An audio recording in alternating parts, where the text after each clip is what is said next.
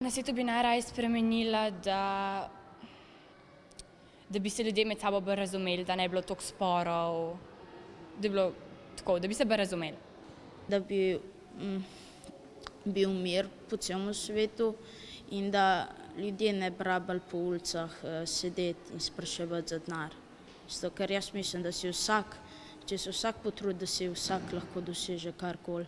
Samo odvisno je, kdo si res to želi, kdo pa misli, da bo kar na levo roko prišlo.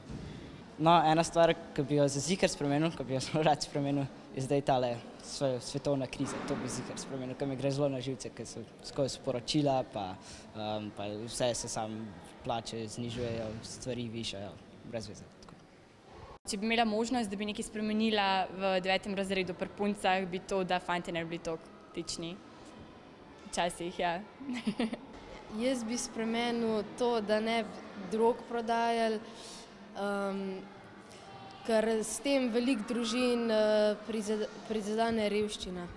Če bi bil ravnatelj te šole, bi poskrbel, da bi bila večja aktivnost učitelji, da bi bil v vsaki avli, da bi lahko skrbel, kaj se dogaja in da bi lahko tudi pomirili otroke, ker kdaj se lovijo, se tudi jaz kdaj, ampak tako, kakšni se tudi radi kaj tepejo, pa se izzivajo.